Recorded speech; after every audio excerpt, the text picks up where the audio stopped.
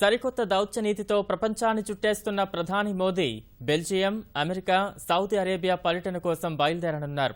April 3 వరకు సాగనున్న ఈ పర్యటనలో భాగంగా కీలక శిఖరాగ్ర సదస్సులకు హాజరు కానున్న ప్రధాని ఆయా దేశాలతో ద్వైపాక్షిక బంధాల బలోపేతంపై ప్రత్యేక దృష్టి సారించనున్నారు.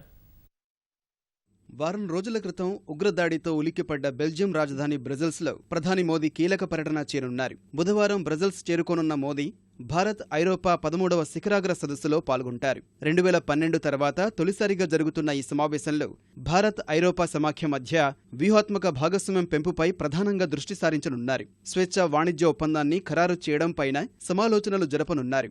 బెల్జియం ప్రధాని చార్లెస్ మిషెల్తో భేటీ కానున్న ప్రధాని మోదీ రెండు దేశాల ఆర్థిక బంధాన్ని బలోపేతం చేయడం సహా అంతర్జాతీయ అంశాలపై చర్చిస్తారు. బెల్జియం పర్యటనలో భాగంగా అక్కడి పార్లమెంటు సభ్యులు, వ్యాపార దిగ్గజాలు, వజ్రాల వర్తకుల్ని కలవనున్న ప్రధాని ప్రవాస భారతీయుల్ని ఉద్దేశించి ప్రసంగిస్తారు. బ్రజెల్స్ నుంచి వాషింగ్టన్ వెళ్లనున్న ప్రధాని అణు భద్రతపై ఈ నెల 31 నుంచి 2 రోజుల పాటు జరిగే 4వ శిఖరాగ్ర సదస్సుకు హాజరవుతారు. అణు భద్రత కోసం చేపడుతున్న చర్యలకు సంబంధించిన ప్రగతి నివేదికను భారత్ ఈ సదస్సులో సమర్పించనుంది.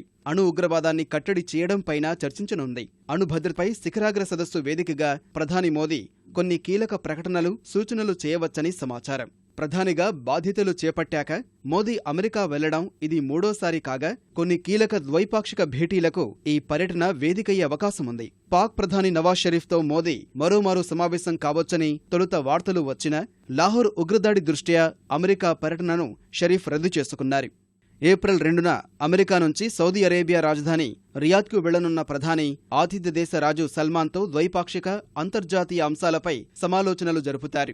ఉగ్రవాదంపై పోరు, ఇంధనం, వాణిజ్యం, పెట్టుబడుల రంగాల్లో కలిసి పనిచేయడంపై సౌదీ అరేబియా రాజుతో చర్చిస్తారు. ఇందుకు సంబంధించి కొన్ని ఒప్పందాలు కుదుర్చుకోనున్నారు. ఏప్రిల్ 3న ప్రధాని స్వదేశానికి బయలుదేరుతారు. చివరిసారిగా గతేడాది డిసెంబర్ 25న పాకిస్తాన్లో ఆకస్మికంగా పర్యటించిన మోదీ కొత్త ఏడాదిలో విదేశీ బాట పట్టడం ఇదే తొలిసారి.